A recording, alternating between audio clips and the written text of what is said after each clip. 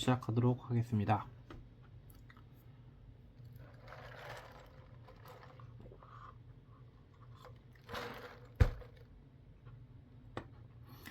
오늘은 CSIS를 볼 거고요.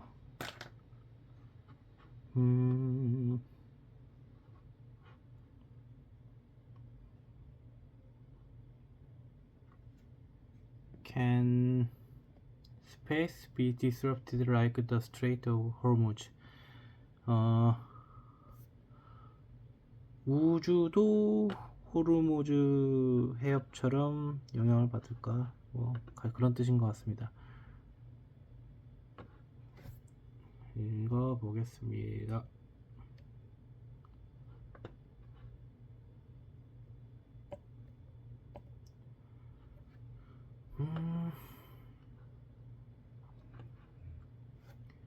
Conflict East Iran has exploited its location next to transit corridor. Its market difficulty crossing the Strait of Hormuz to international maritime traffic. 이번에 그 중동 분쟁 기간 동안 이란은 국제 상업과 에너지 시장에 필수적인 교통로에 인접한 지리적 위치를 활용해서 호르무즈 해협을 사실상 국제 해상 교통에 대해서 봉쇄를 했습니다. To achieve this feat, 이런 문제들을 해결하기 위해서, 달성하기 위해서 이란은 해협에 대한 해상 통제나 공중 우위 이점을 가지지 않았습니다. 대신에 비교적 소규모의 무력과 추가적인 무력 사용에 대한 위협을 통해 목표를 달성했습니다.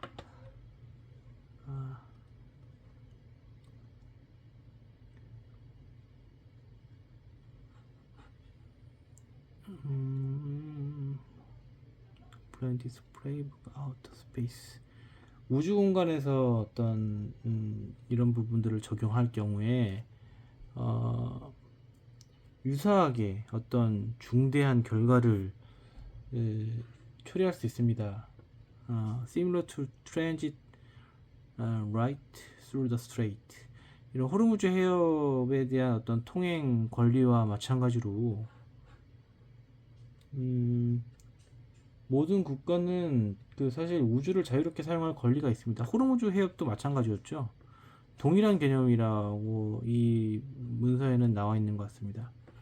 해협을 공해를 지나가는 것도 어떤 특정 국가의 승인이나 허락을 받지 않는 것처럼 우주를 지나는 것도 사실은 특정 국가의 허락을 받는 필요는 없는 거죠. 근데 이번 사태에서 벌어진 것처럼 호르무즈 해협을 지날 때 이란이 그렇게 큰 힘과 무력을 쓰지 않고도 영향을 미쳤습니다. 우주도 동일하다는 겁니다.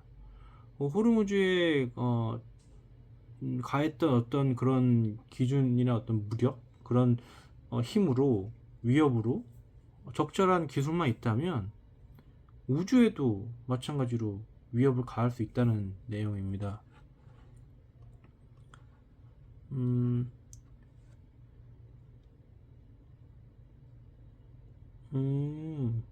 현재 그 지구 주변에 운영 중인 전체 그 궤도 위성 중 80%가 800km 이하에서 궤도에서 돌고 있습니다. 이는 사실은 블래스틱 미사일, 그 탄도 미사일의 사정권 안에 있다는 것을 의미하고요. 마찬가지 위에 있는 내용입니다. 공격을 가할 수 있다는 거예요. 위성을 못 쓰게. 그래서 the fact that space is under threat.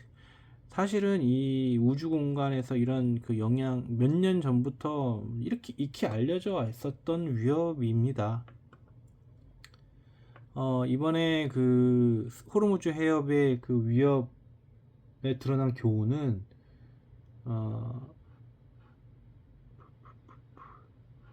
특정 도메인 superiority, 특정 부분에서의 어떤 우위를 갖지 않더라도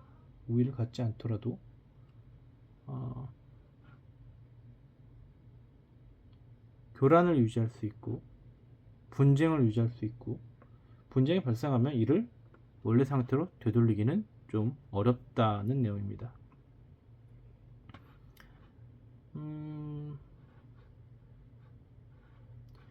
앞서 서두에 말한 내용인 것 같고요. 호르무즈 해협하고 호르무즈 해협은 오만과 이란 영해에 있어요. 사실 가운데에 있고,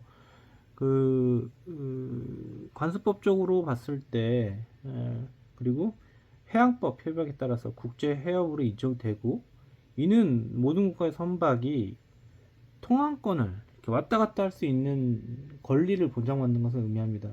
모든 국가는 우주 공간을 통해서 우주선을 발사하고 운영할 유사한 권리를 갖습니다.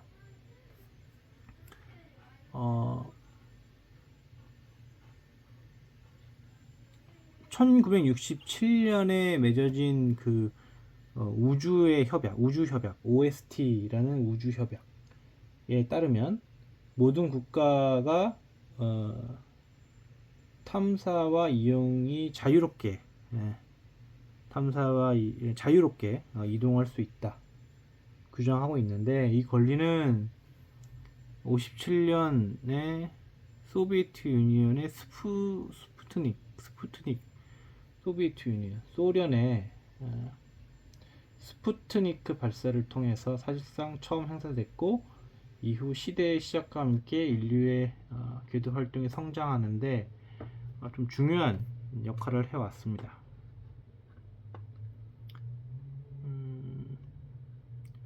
1976년에 8개 적도 국가가 자국 영토 상공에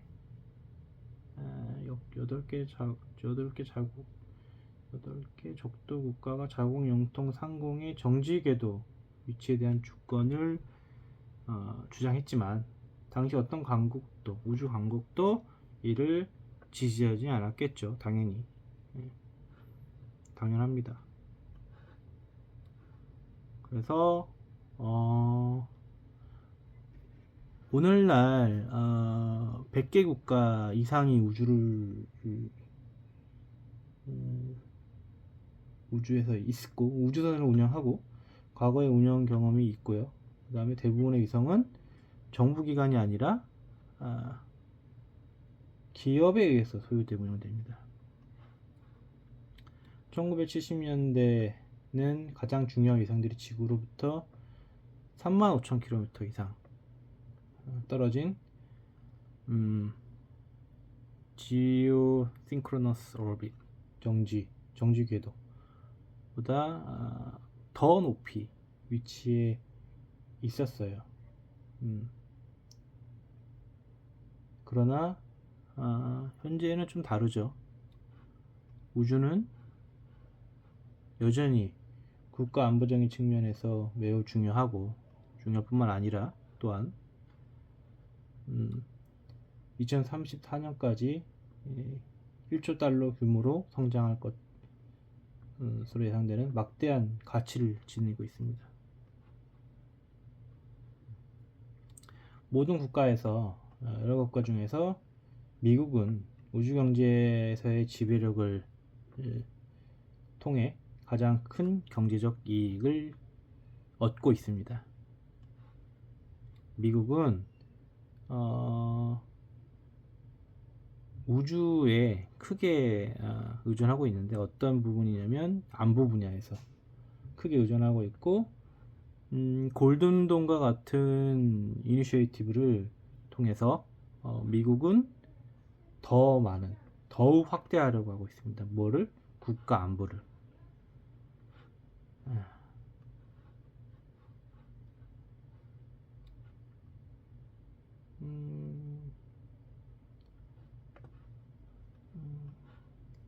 탄도미사일 얘기가 나오네요.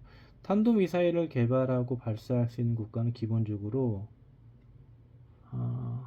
안티 세틀라이트 웨폰, 대위성 무기에 대한 기초 역량을 가지고 있습니다.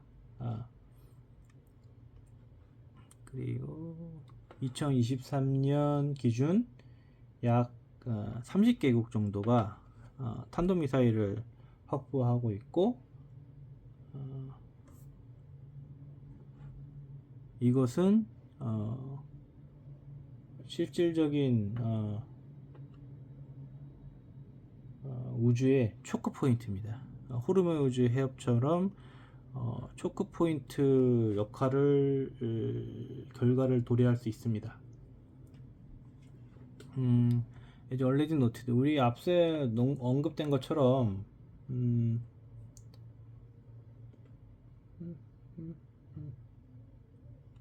전체 위성의 80%가 800km 이하에 있고요. 그 다음에 미국 등록 위성의 경우는 91% 정도가 이 고도에 위치합니다. 프로파일.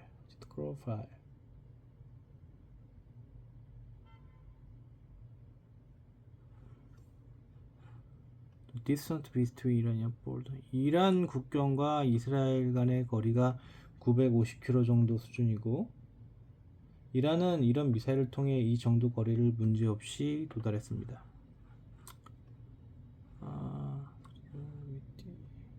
이러한 거리와 고도는 중장거리 탄도미사일의 사거리 내에 있고, 그 다음 이러한 미사일의 비행 궤적은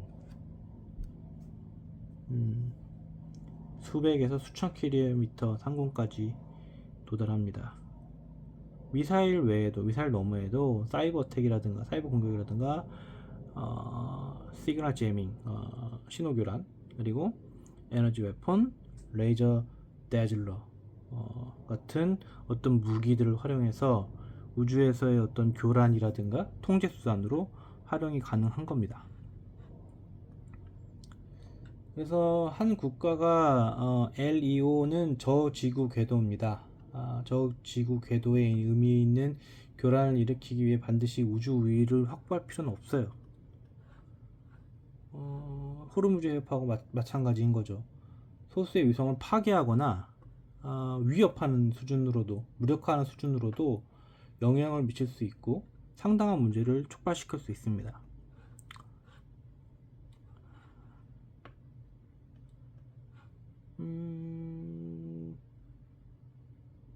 이는 그 우주 사업의 어떤 경제성에 새로운 위협을 크게 추가하고 우주 경제 전반에 영향을 미칩니다. 호르무즈 해협 때도 마찬가지였죠. 그 해상 교역에 가한 위협과 유사하고 보험 비용 등에 영향을 미쳤어요. 이는 우주에서의 어떤 작전을 오퍼레이션을 좀 더 컴플리케이트하게 만듭니다. 복잡하게 만듭니다. 파편이 많을수록 위성이 안전하게 운영되기가 더 어렵기 때문에 지금은 뭐 예를 들어 위성을 타격할 능력을 입증한 국가들, 중국이라든가 인도라든가 러시아라든가 미국이라든가 이런 나라들의 무기 사용의 이점, 그리고 파편 생성이라는 단점을 균일하게 고려해 왔습니다. 그 결과 현재까지 어느 국가도 타국이 운영하는 우주 시스템을 대상으로 파괴적 어떤 무기를 사용한 사례는 없어요. 그러나 우주에서 파괴적 무기를 사용하는 데 대한 판단 기준은 사실 변화할 수 있습니다. 러시아 같은 경우는 우주에 기반한 핵 대위성 무기, 이게 무슨 말인지 모르겠네요. 핵 대위성 무기를 개발하고 있다는 의혹을 받아왔습니다. 미국의 우주사령부 커맨더가 얘기를 했어요. 러시아가 이런 무기를 사용해서 미국의 어떤 군사적인 우위를, 이점을 가져가려고 할 거다. 그런 사례들이 생길 것이다 라고 얘기를 한 거고, 스트레이트 perhaps 아마 이란과 마찬가지로 러시아도 자신과 전세계 활용하는 에리오를 교란하는 것이 더 이점이 있겠는데? 라는 어떤 과거 이란의 그 사태처럼 걔네들이, 러시아도 그렇게 생각하는 시점이 온다는 거예요. 그러면 그런 시점이 도래하게 되면 의심할 여지가 없어요. 그런 교란하는, 우주에서 교란하는 행위는 분명하게도 부정적인 영향을 미칠 것이다. 어디에? 미국에. 그럴 것 같습니다. 그건 미국만 포함될 것 같진 않아요. 전 세계적으로 영향을 미칠 것 같습니다. 단순하게 어떤 교란이나 분쟁을 넘어서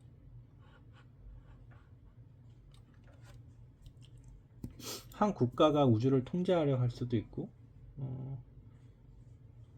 예를 들어서 이번에 그렇죠, 호르무즈 해협에 지나가는 거에다가 돈 내놔라, 통행세 내놔라 이러는 것처럼 모든 인공위성, 그러니까 자국 영토로 지나가는 모든 인공위성에 텍스에 대한 권리를 요구할 수 있는 상황이 발생될 수 있다는 겁니다. 그리고 어떤 국가는 자기들 머리 위로 위성이 비행하는 것을 금지할 권리도 주장하고 있는데, 사실 이거는 과거에 지냈던 OST, 외기권 조약이랬죠 아까. 외기권 조약의 조항과 컴패터블, 양립할 수 없는, 반대되는 그런 상황이라는 거죠. 양립할 수 없는 조치라는 겁니다.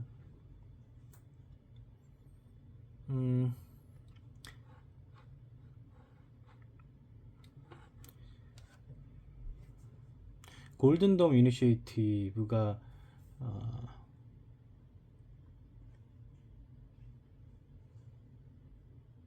우주 기반 요격 위성이 배치되기 전에 중국이나 러시아가 미사일을 탑재한 위성의 자국 상공 통과를 금지한다고 선언할 수도 있다.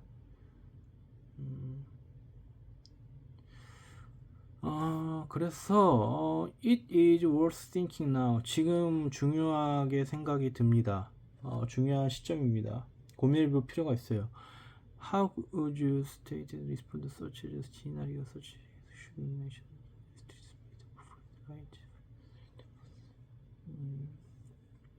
만약에 어떤 국가가 위협이나 무력을 통해서 우주상공의 어떤 통과 권리를 제한한다고 하면 미국은 어떻게 대응했냐?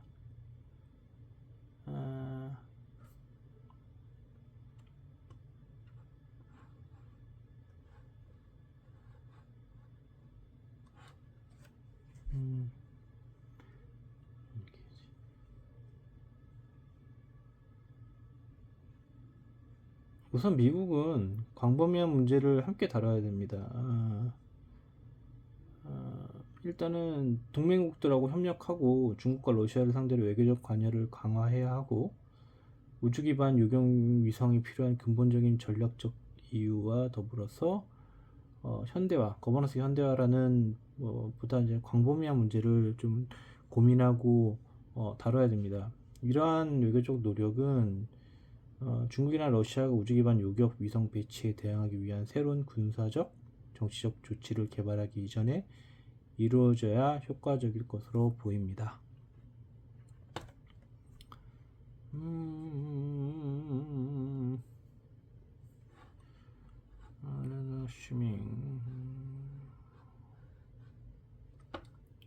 이란, 러시아 또는 다른 어떤 국가도 우주 교란이 이익이 없다는 점을 설득할 수 있다고 가정하기보단 대위성 무기의 영향을 완화할 수 있는 방법을 병행적으로 개발하는 접근이 필요할 것 같습니다.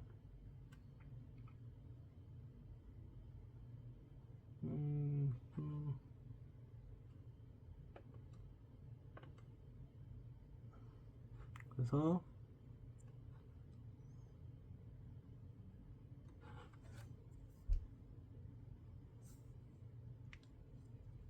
데즐러가 약간 좀 방해하는 어떤 장치인 것 같은데, 어떤 원격 탐사 위성을 레이저 데즐러로부터 보호하는 기술, 그리고 저지구 궤도의 파편을 신속하게 완화하고,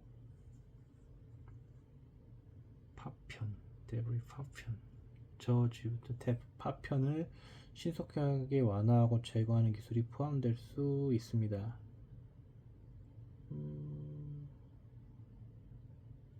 그리고 기술의 어떤 포커싱 초점을 맞춰서 더 많은 어떤 인공위성 자체가 움직일 수 있는, 그들의 어떤 생애 동안 움직일 수 있고,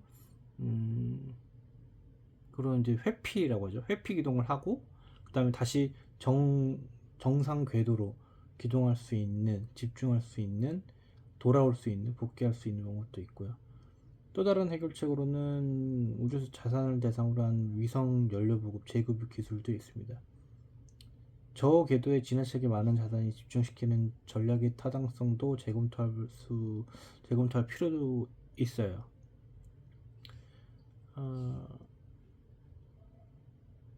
그러니까 에리오 저 궤도에 너무 과도하게 의존하는 전략은 다시 좀 고민을 하고 검토해야 되는 사항입니다. 재고를 해야 된다는 부분인 것 같고요. 하지만 궁극적으로 봤을 때 이러한 일련의 상황이 현실로 이제 발생이 되게 되면 궤도상에서의 우주선 자유 통과에 대한 교란을 신속하게 해결은 어렵습니다. 미국이 즉각적으로 선택할 수 있는 옵션은 군사력을 활용해서 해당되는 위협을 제거하는 겁니다.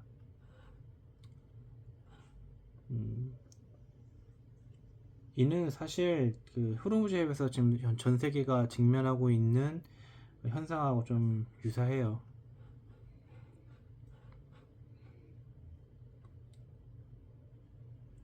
미국은 이런 상황을 현실화되는 것을 방지하기 위해서 지금부터 대비를 해야 되고 시간이 있고, 이 시간은 동맹들 간의 협력 강화나 필요시 중국, 러시아와의 관여에 활용을 해야 됩니다.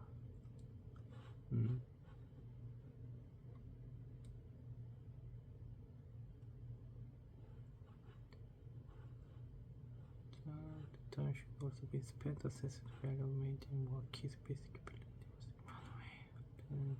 Debris creation. 그렇네요.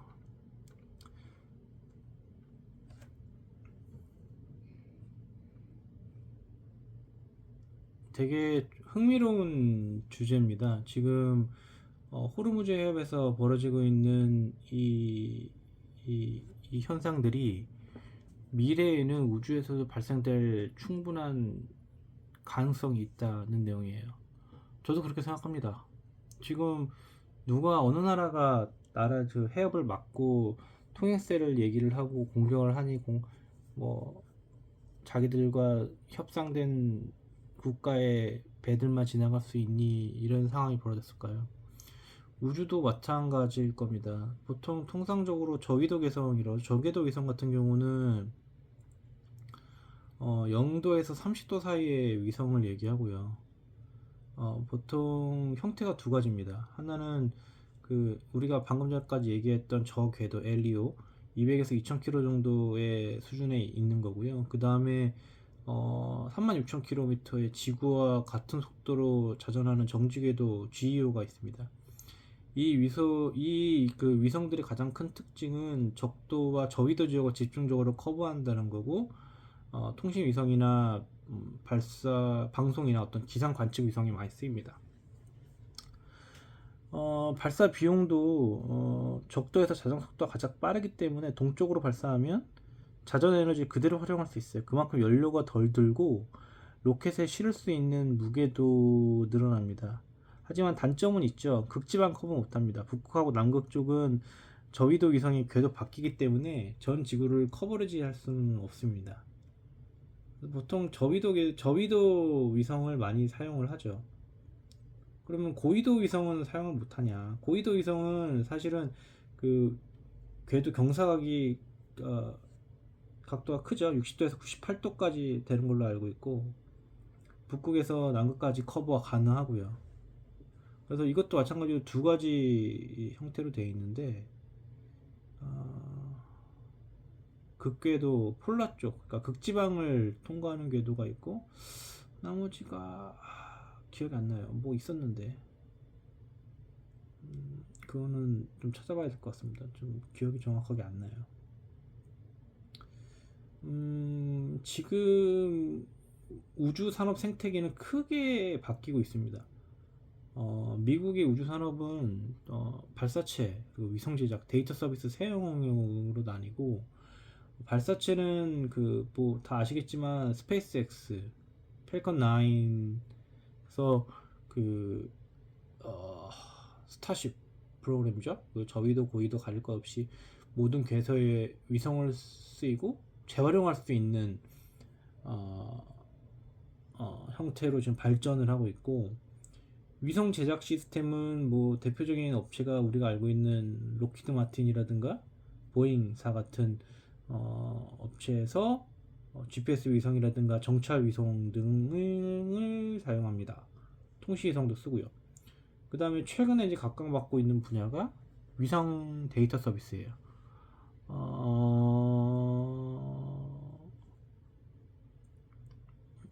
플래닛레스라든가 블랙스카이라는 업체들이 있고요. 그 업체들이 통신 위성이나 기상 해양 데이터라든가 아니면은 뭐 농업, 환경, 물류, 금융까지 데이터를 팔고 지구 전체를 촬영하면서 그런 형태로 지금 운영을 하고 있고요.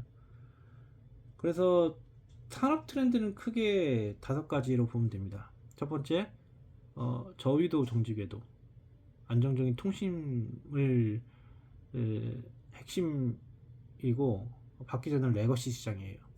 두 번째는 지금 데이터 중심 산업의 엔진인데, 방금 전에 말씀드린 것처럼 플래닛스나 스파이어처럼 데이터를 팔고 AI를 분석하는 회사들이 현재 빠르게 성장하고 있습니다. 세 번째는 이번에 우크라이나 전쟁에서 크게 활약한 엘리오 군지 위성 스타링크 형태고, 이 부분이 그 과거에는 하루에 한 번만 촬영했으면 이번에 수십 회가 가능한 촬영 기준이 가능한 부분이고, 네 번째는 군사 분야는 고궤도 저궤도를 혼자 운영하는 방향을 현재 진화 중입니다. 전 지구를 실시간으로 감시하는 형태로 진화를 하고 있어요. 그래서 일단은 그 저희가 제일 그 최근에 좀 인상 깊었던 거는 스페이스X입니다. 팔콘 9 개발 과정은 되게 험난했어요.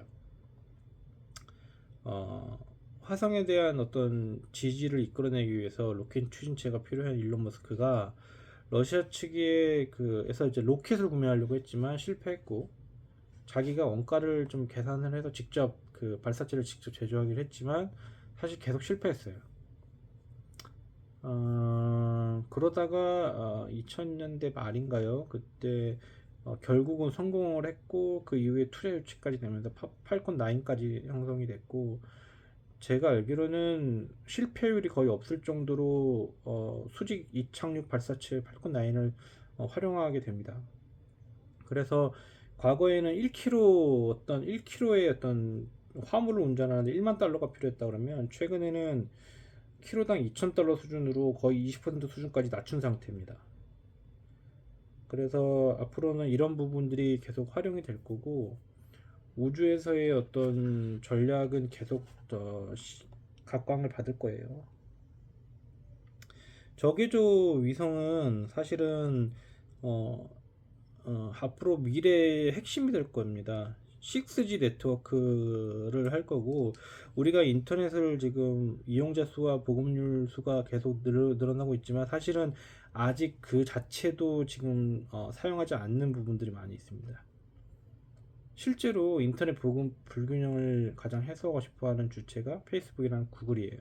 메타 같은 글로벌 사업자들입니다. 그들은 어떤 수익 광고를 하는 업체들이기 때문에 인터넷의 어떤 그 전 지구적으로 인터넷을 활용할 수 있는 생각을 고민하고 개발하는 업체들이에요. 그래야 돈을 버니까. 그래서 앞서 말씀드린 것처럼 저궤도 위성 통신이 핵심입니다. 저궤도 위성은 고도 한 500에서 2000km 정도를 빠르게 공전하면서 통신을 위한 저지연성 유리한 특성을 보유하고 있고, 활용이 될 거예요. 스타링크 같은 경우는 과거에 일본에 지진이 났을 때 그 인터넷 서비스를 제공한 이력이 있고, 최근에는 미국 노스캐롤라이나 지역에서 허리케인 피해라든가 산불 같은 어떤 이런 부분에 스타링크가 피해 복구적이 끊어진 네트워크를 연결해준 사례도 있습니다. 가장 주목받는 거는 러시아 우크라이나 전쟁이고요. 그때는 뭐 우크라이나에서 그 SNS로 도와달라 그랬나요? 아무튼 그래서 단말기를 몇천 대를 지원해가지고 우크라이나가 인터넷 서비스를 썼고, 그래서 그 드론 같은 것들을 활용해서 전쟁의 판세를 유리하게 한 사례도 있습니다. 그래서 오늘 어쨌든 주제는 진짜 흥미로운 주제였어요. 호르무즈에서 벌어진 일들이 미래에는 우주에서도 벌어질 것이다.